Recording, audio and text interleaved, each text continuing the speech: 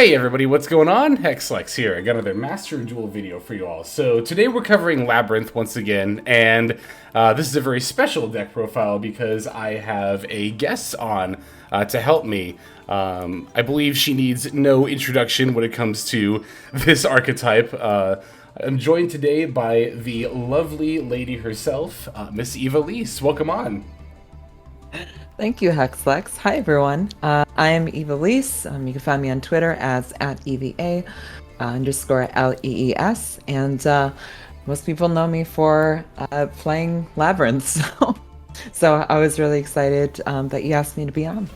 Yeah, I'm really excited to have you on because there's, I like to cover a lot of decks here on the channel, and Labrynth is one that I really enjoy playing, but it just tends to be one of the ones just because I try to cover so many decks that I only play a little bit each season, usually long enough to get games for video, and then I usually don't get around to it until the next season. So while I do really like this deck, I'm definitely not necessarily the best pilot, so I figured we'd have an expert come in and help us out. So one of the things that I've been curious about when it comes to this deck, and I'm sure a lot of people watching this are too, is, in Master Duel, we're coming up here in October, we're very likely going to have the second wave of Kashtira support coming in, and between that and Pearly as well, and Rescue Ace I know is coming in the next pack, but you're primarily a TCG player, so you have experience in all these matchups. So I guess thinking mostly primarily about Kashtira, what does that matchup kind of look like? Does Labrynth change how it plays, how it builds, etc.?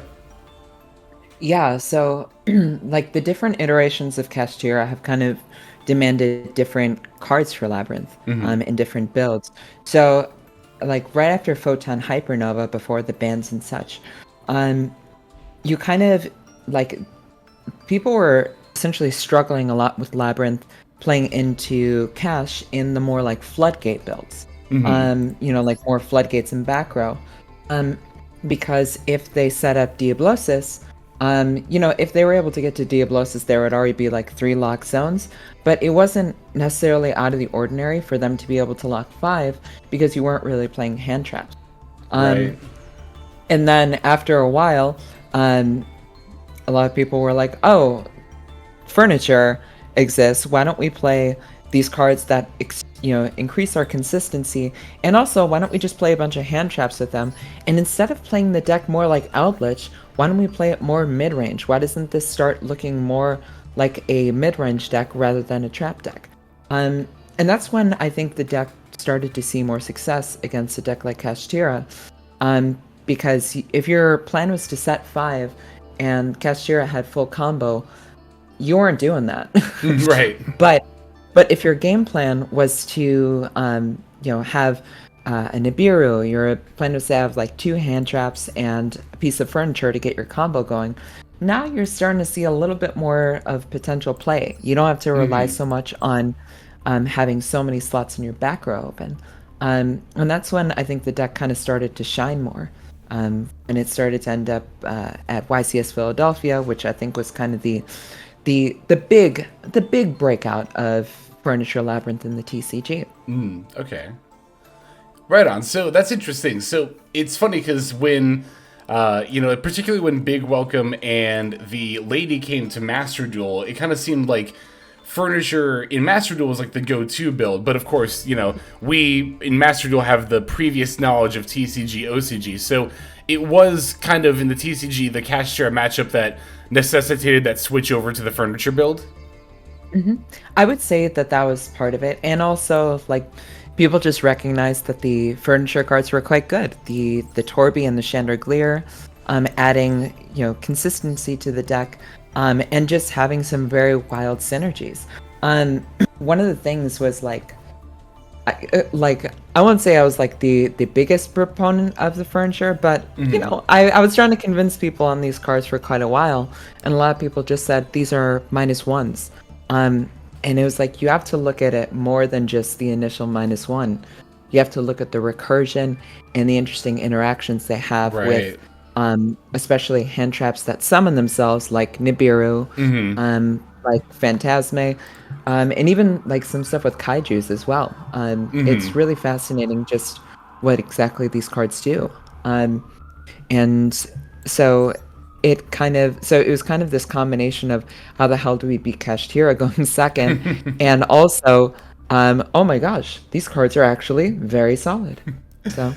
Well, it's interesting because like the thing that I think that really strikes me at the furniture cards is that they play a lot better than they read, and I think a lot of the reason for that is that they're like an investment, right? Like you have to, you do like kind of minus a little bit to like set the stuff up, but once you start resolving like your welcome trap cards and you start getting them back, it's like you get all that advantage back, and it's like it's not necessarily easy to see that kind of play loop.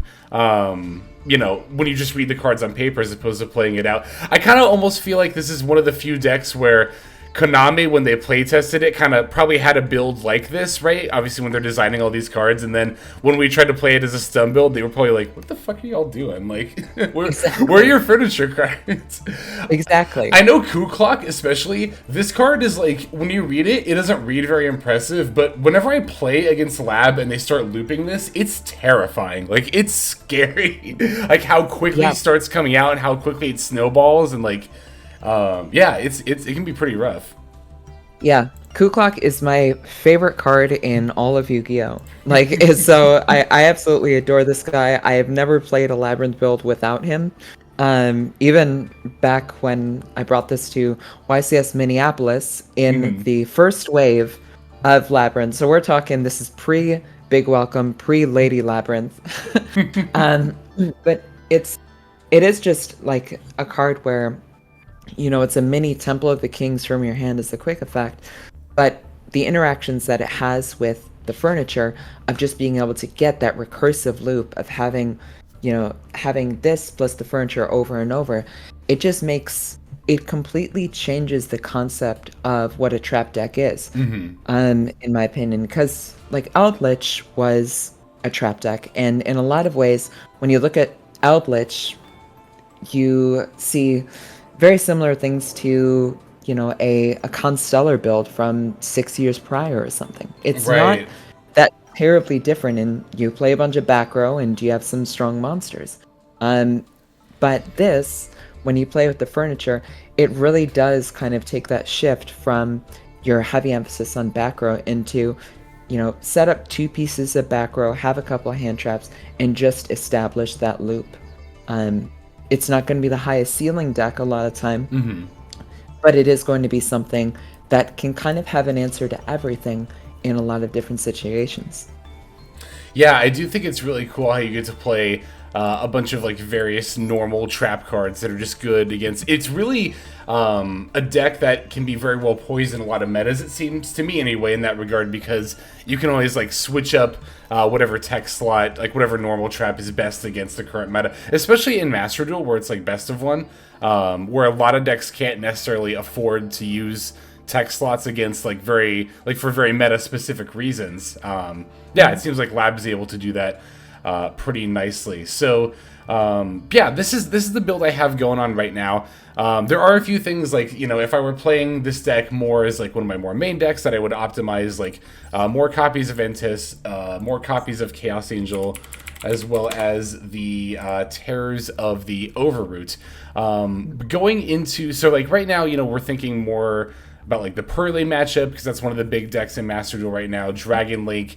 But as we go into like Rescue Ace and Kashtira, and honestly probably the mirror match being more relevant, are there any other like kind of tech cards that you think might be good coming up, or does the trap lineup still mostly look like this? So the trap lineup still is pretty similar, I would say. You know, a card like, you know, D-Barrier is incredible against Purley. Yes. As well as like there are other traps like Eradicator that are good, as well as Magic Deflector, which was a card that like also has seen some play against Purley, also against Runic variants, just as kind of a card that kind of serves a little bit of a similar purpose to Eradicator. But yeah, so like Dragon Link, Ice Dragon's Prison is pretty strong against them in most matchups. Dragon Link, Bestial Dragon Link tends to be this deck's worst matchup though. Okay. Specifically the furniture variant, just because of just because the bestials, banishing your furnitures, and Yeah. then that's essentially when you start getting into the territory of, this card basically was just a -1. So that's when it becomes a bit worse, unless you just have all the advantage in the world and a critical mass of furnitures. But against Rescue Ace, it can be, until there's like the Sinful Spoil stuff, which isn't even out in the TCG yet, the Rescue Ace matchup is not terribly difficult because Rescue Ace does not have cards that really pressure back row. So you can you can just kind of, set up, they're going to have their, they're going to have their back row, but none of their back row really touches yours. So you don't really get pressured in that way, and you can kind of save your interactions for optimal moments. So, and then against, also as a note with the Pearly matchup, even when you're going second, something that's quite nice about this deck is that you can just chain the furniture to the Pearly effects, the Xyz monsters, to make them miss timing so they can't attach. Oh. So, yep. Yeah, wow, I didn't even think about that. Yeah, it's really interesting post Age of Overlord, which is, once again, quite a bit out for Master Duel players, but you essentially have like 12 engine cards that can chain to Pearly Quick Play and just make them miss timing, which is very funny. Oh, I see. Oh, and then Age of Overlords, is that when we get the Butler? Yes. Gotcha, okay. Yeah, and that allows for even more like turn 0 plays, kind of similar to Cooclock. Yeah, right on. So definitely sounds like Lab is not only obviously very good right now, actually. If you look at a lot of like tournament results and tier lists, it's like really high up there, like upper tier 2, almost pushing tier 1 levels. And it definitely sounds like it's going to remain very relevant, very consistent moving forward. And especially because they just got that secret pack recently, I definitely think if you're looking for like a back row base or control deck, this is definitely the deck to go to. Yeah, all right, cool. So this is the build here. Let's now go ahead and take a look at some games. All right, so we're going to jump into this first duel here. This one was against Pearly, and I did watch through these all just before the video started. So this one I remember we started off pretty strong, but I was just a little bit unsure about like the timing of some of the activations here. So obviously we start off with the Extrav. Playing one end test is a little weird with the Extrav, but we fortunately didn't hit it here. Starting off with the Fenrir, Arianna. I usually just go for Big Welcome first if I don't already have it. Throwing down the Lady, and then... Or the Lovely. No, wait, the Lady. I always get them mixed up. Lady, and then we go into the opponent's turn here. So, I don't know if usually, like, if I already have this kind of a setup, if I should be... draw or standby phase using any of the welcomes here in this kind of situation, but I figured we already had the Lady up, so it'd probably be fine. Opponent's going to throw down a Per Lily, and I'm going to use an Imperm here. So in this scenario, essentially, like, there are kind of two options that you can do in terms of like your starting play.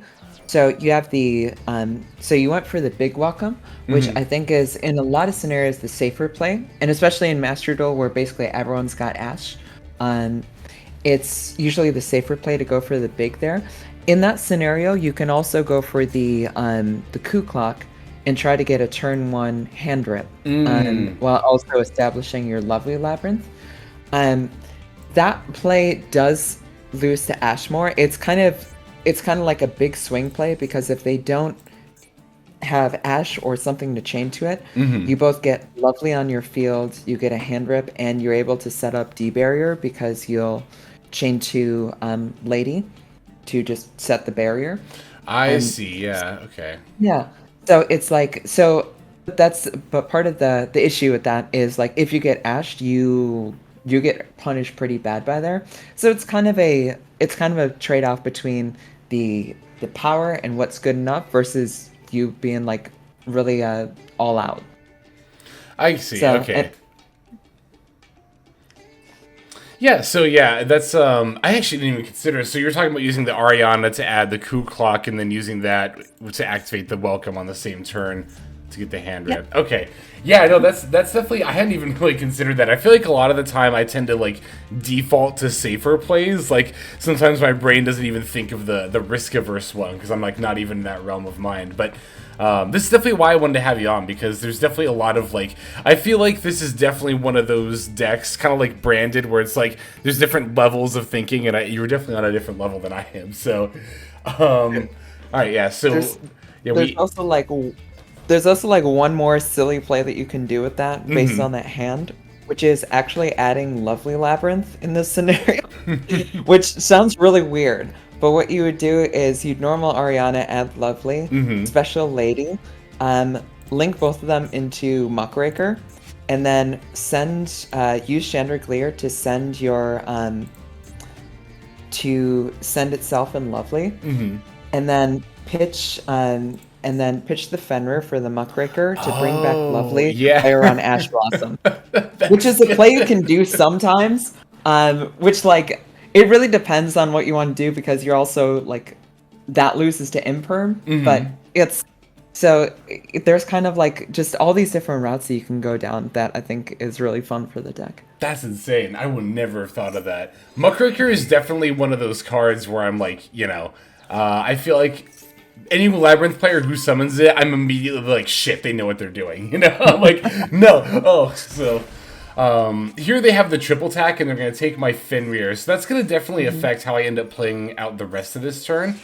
But I ultimately decided to go for the Big Welcome here. I'm trying to remember why I did it in response to the Sleepy. Opponent's going to Maxx C, though, so I figure, like, we'll just fire off the Welcome here, at the same time. Yeah. Makes sense. So here's the Lovely coming down, and then this will also, of course, proc... Oh, it's because, you know what it is? I bet it's because I wanted to use the Lovely as effect to get rid of the Fenrir. So then I could, use the Cooclock to use the Defissure to, stop their plays. So... Yep. See, also the nice thing, too, about this deck is you get all the chain blocking and stuff. Yeah, DD Crow's going to banish Stovie here, but it doesn't feel like a huge deal. Like, we already have a lot of advantage. Yeah.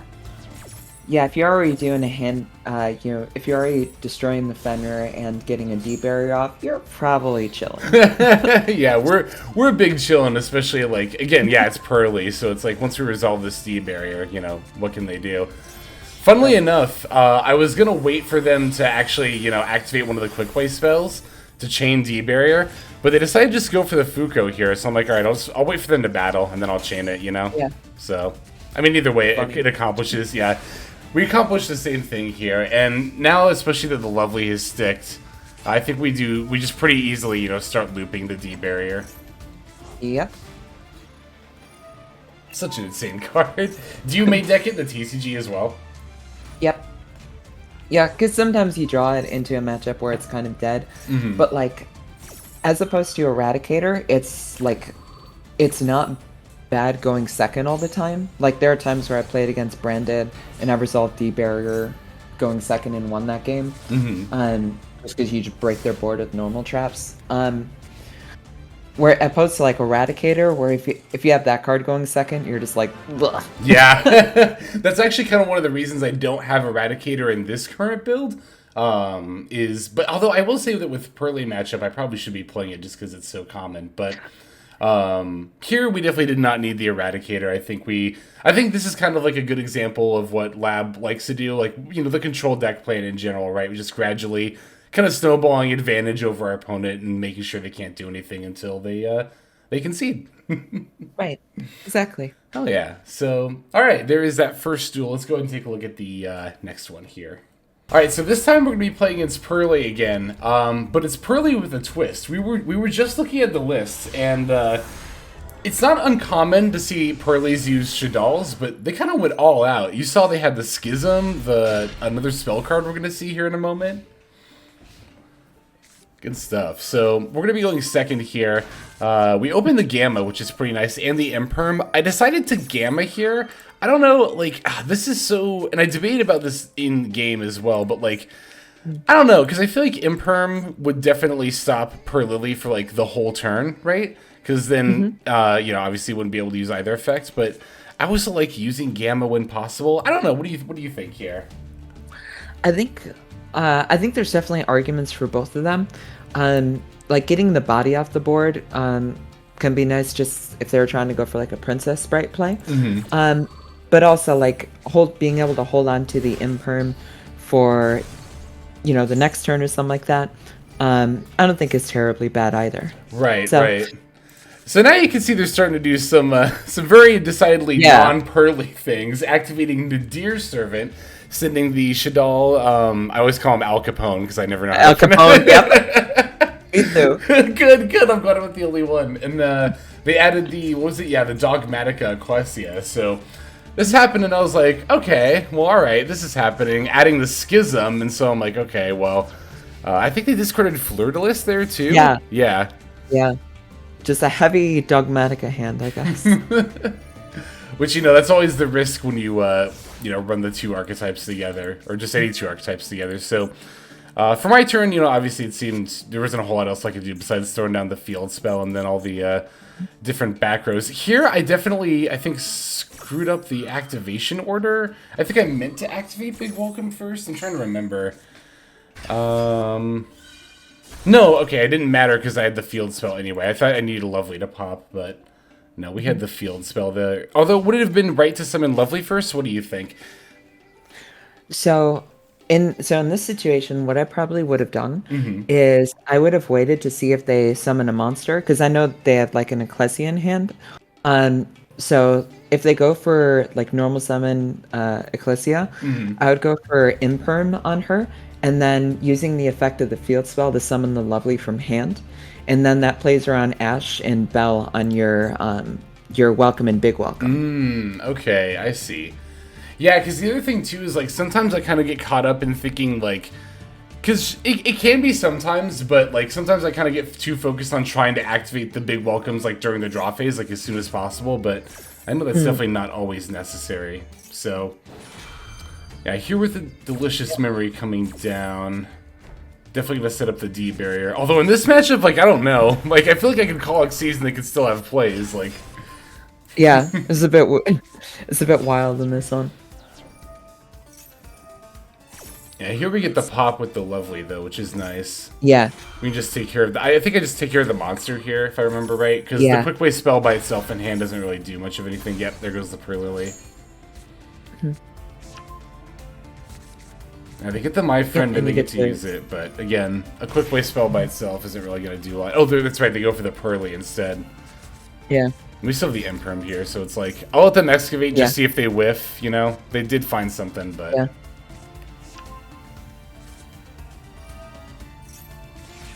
Yep. And then, yeah, they just have the one back row, which honestly, I mean, I don't know, given this matchup could still be something, but... Alright, no, they just end up conceding at that point. I actually thought, I misremembered. I thought they, because one of the cards we saw on the deck was Magical Ice Fusion. I thought they discarded it, but maybe that was, I was thinking of something else, but... They did, it was like the first discard that they had, I believe. Oh, okay, so I was remembering that right, got it. Okay, but yeah, definitely once you, especially, well, because here's the thing too, right? Like, once you get into Master 1 where you can't drop rank anymore, you'll see people cooking all kinds of stuff. So, yeah, I guess they decided to just take the natural progression from adding the Shaddoll engine and throw in Dogmatikas next.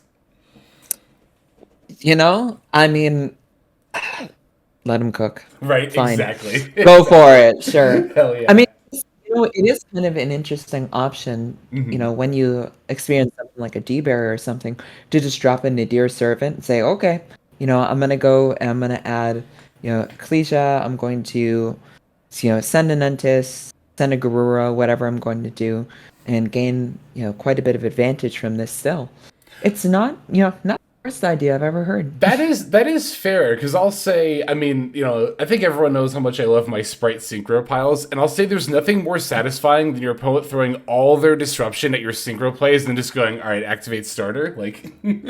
Yeah. So I can see it, I can definitely see it. But, yeah, let's go ahead and let's jump into the next game here. All right, can you believe we have yet another Purly matchup? It is definitely one of the more popular decks in Master Duel right now. This one, they're also using the Shaddoll engine, just not going quite as far into it as our opponent is. So what? Yeah. Oh my god, this hand. This is something. Maybe we can extrav to, okay, you know, or we could just draw Punishment and Lady. What? So to recap what our back rows are, to recap our back rows, we have Punishment, 3 Imperm, and then a regular Welcome Lab along the Lady in hand. I don't think this is an awful hand, it just seems like a really weird one. But, yeah, I mean... Alright, so it looks like they're going to do Maxx. Again, I'm draw phase welcoming here, but I don't know that I necessarily needed to. What do you think? It's an option you could do. You could save it. You could go for it. I think in this scenario, I would probably hold it and probably wait to like use the first Imperm, so you can summon Lady after that. No, it doesn't like play around like talents or something especially well. But I would wait to just see what they're playing, because you might want to tailor your Lady play to either summon Lovely or summon Cooclock, depending on what's required. I see. That makes a lot of sense. Yeah, definitely. Again, I think my issue when I'm playing a lot is that I'm just so like eager to shotgun it that I don't think about, like you said, holding it and just seeing, you know, what the opponent does. Definitely makes sense too for a deck like this, which seems kind of like, well, I mean, obviously being a back row deck, it's going to be more reactionary than other decks. Yep. But I don't think it's a bad choice necessarily to do that either, just because, like, you know, talents is a card. You know, being able to use, like, keeping your monster effects to the main phase for a lot of it isn't the worst thing in the world. Right.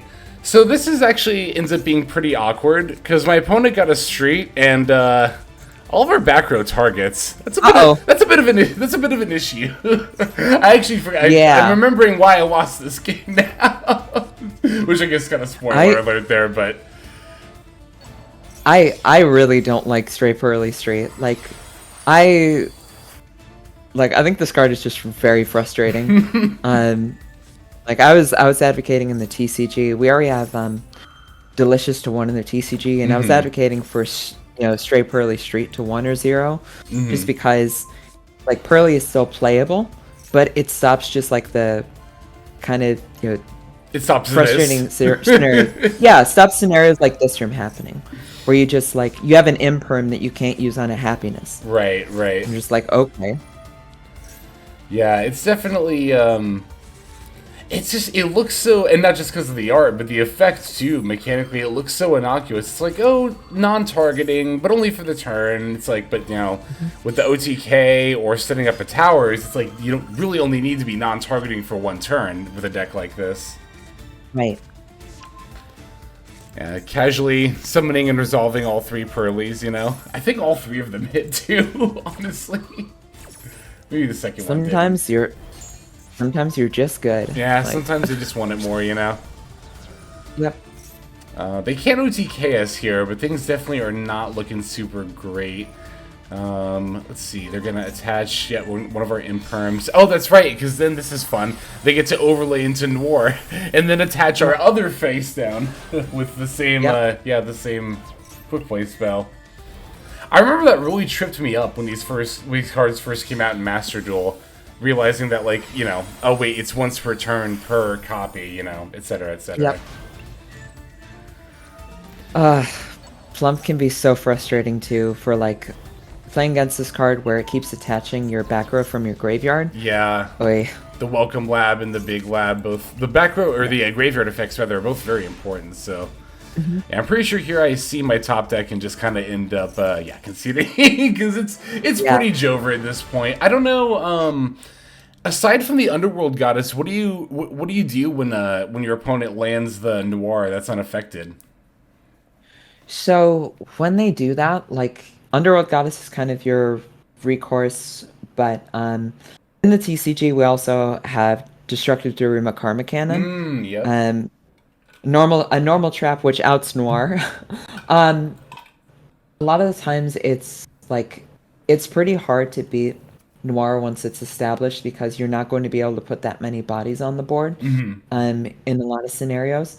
So a lot of it is just around preventative measures. And then if they establish it and you're not able to get access to Daruma Cannon, you're kind of just like, well, I guess that's I guess game 2. You know? Fair enough. Fair enough. Yeah, definitely. I hope we get that card soon. It seems like we will. Like, I feel like what set did that come out in again? Daruma came out in Darkwing Blast, was it? Yes. As a TCG exclusive. Oh, okay, so maybe it's probably some of the weirdness with it. Yeah, okay, that makes more sense. I didn't realize it was a TCG exclusive, but we did see Goaty in Master Duel relatively early, so hopefully soon, we'll get it here too, the canon. But all right, we have I hope you Sorry, go ahead. Oh, I just said I hope y'all do, because that card is fantastic. And it's definitely needed against the Noir for sure. We have one more game. Let's go into that one. All right, let's see. We got last duel is actually not going to be against Pearly, but is against Ninja, which did that? Am I remembering wrong? Did that do did that put up results in the TCG for a minute, or did it just have hype for a minute? It had hype for a minute. I remember Jesse Cotton played it at a big event at one point. That's what it was. Yeah. But yeah, it wasn't any great shakes really. Gotcha. So here I discarded the Lovely. I think I actually meant to discard the Stovie and I just misclicked here. But I mean, discarding the Lovely isn't terrible because we can always just get her back with the Big Welcome. But I feel like, the Stovie definitely has more utility in the graveyard here. So yeah, going second against Ninja seems a bit dicey because of this card mostly. I was a bit concerned about. I know it's pretty good, and it's kind of their go-to going second place. So during the end phase, I decided to flip up the Big Welcome here, and they chain the Notebook. But I think they I don't know if they misplay. I don't know. I don't know Ninjas super well as a deck. It's obviously still relatively recent to Master Duel, but yeah, because they don't have a card in their graveyard to set up, which I thought was kind of... I guess they don't necessarily have to have one, but... I think part of it was... probably part of it was that they just wanted to chain block to prevent Lady from setting. Oh, that may have been... Okay. It may have been some of their goal with it, but... Okay. It's a good one to hit. Yeah, we end up popping the dupe. Okay, actually, I have a question for you as a back row player. Because when I played the TCG, I played quite a few back row decks myself, and I have this kind of idea. So when I used to set back row, right, when I would play back row decks in the TCG, I would never set my most important back row as my first one because I thought that was too obvious, and if people were gonna blind MST, that was the one they would hit. But I would also think the same about the last one, so I would always set the second to last one as the most important one. So whenever I have to blind MST, I always hit the second to last one, and that actually ended up being the duplication here. What are your thoughts on blind hitting? Do you pay attention to that? Does that matter to you as a back row player? What are your thoughts on that? My first instinct when going for back row, just with complete ignorance, is usually to hit the leftmost back row because you're just not gonna catch me turning right. I ain't no Republican, Yes. Yes. But usually I try not to set my first my most important back row is the first one. I don't know if people really recognize that, or when I'm going into a game, it's the rules I usually go by are you don't set your most important back row as your first one. Yep. And if you're playing into a game unaware, you put your imperms on the wings, just in case they're on a pendulum deck. Oh, okay, that's interesting. So it's funny, and this is for a completely not card game related reason. My go-to imperm column in Master Duel is the middle column, because I know when people play on console, the default setting is to auto-set it to the middle column, or when they play a spell or a trap card. Oh. Yeah, so that's usually where I try to catch people with the imperm. That's very funny. But ever since they highlighted the imperm column, that happens a little bit less often, but I mean, I've also played into the imperm column since it's been highlighted, so, it's I think at the end of the day, it doesn't like super duper matter, but I like thinking about like the psychology of back row. I don't know. I think it's interesting to think about. So yeah, I kind of talked over most of what was going on there, but I mean, we did some fairly like standard stuff. I mean, we have like, you know, the big welcomes are set up. So getting the field spell. Did we draw that or did I search that? I searched that. Oh, you searched that in this game? Yeah. Yep. I searched it here with the Arianna. Looks like. Yeah, I wanted the field spell up because I feel like popping their continuous spell and trap cards is pretty good. Yeah. 100% agree. So yeah, they activate the effect here on my turn to try to get one of the fusion monsters. We chain the D barrier, and I think they just concede here. Yeah, they just concede in response because they're getting blown out that turn because you use D barrier and then use effective field spell, bring back Lovely. You can go for a Chaos Angel play there. Like you can just absolutely wreck their board then. Oh, so. Yeah, I would have been able to summon Cat. I haven't gotten to do that yet in this deck, and I've been wanting to. Now I'm a little upset my opponent conceded before I got the chance, but, you know, we'll definitely take a win either way, so... Yeah, Chaos Angel is one of those cards where it's, like, it's a fantastic card, and, like, there are sometimes plays in here where you can, like, go for Chaos Angel and then summon it back with Muckraker, banish the second card. Oh yeah, I've had that done against me before. It's scary. It's fucking scary.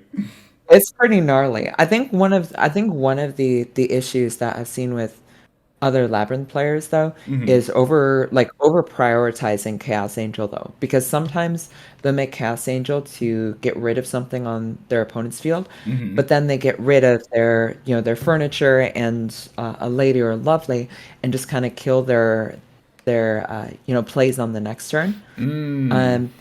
So it's kind of a like smoke them if you got them, but if you're making it, make sure that you still have the follow up. Right. It's kind of like we were talking about earlier with the furniture effects, where it's like it's all about the return on investment. You know, it's like buying furniture in real life. It's an investment. You know. Exactly. But yeah, I think that's about all we got for this one. So thank you so much again for coming on, Eva. I really, really appreciate you coming on and helping out with these games, and just helping out, drop some much needed Labyrinth knowledge. Again, where can people find you? So first off, thank you so much for having me on. This is great. I love getting to just vibe and watch some Labyrinth gameplay. Hell yeah. You can find me on Twitter as @EVA-LEES. You can find me on Twitch as @EVA-LEES, and yeah, you'll probably catch me at some events as well in the TCG and YCSs, regionals, all that sort of thing. Hell yeah, sounds good. And those links are going to be in the description as well for anyone who's interested. You can check them out down there. But yeah, that's going to go ahead and do it. Let's just move to the outro. Alright everybody, that's going to do it for this video. Thank you for watching it all the way to the very end. That means a whole lot to me, and it's also a fantastic way to support the channel. And if you're interested in supporting the channel in other ways besides YouTube, there are plenty of ways to do that. If you check out the description below, you'll find a bunch of links down there. One of them goes to my Patreon. You're actually seeing the names of everyone subscribed to the Patreon on the screen right now. So if you're interested in getting your name in the credits here at the end, if you want to see more daily Master Duel content, or if you're interested in one-on-one private coaching sessions, I offer all of that on Patreon. I also stream live on Twitch. Feel free to go ahead and click that link and follow and or subscribe there. I also have the Discord community, if you want to follow that link, where hundreds of duelists have already signed up. Free to join, and you can just come hang out, talk about the game, and chill in general. Final link that's going to be in the description is my Twitter. You can follow that if you want some more notifications of what's happening with the channel. So, all in all, thank you all so much for watching, and I hope you have a fantastic day.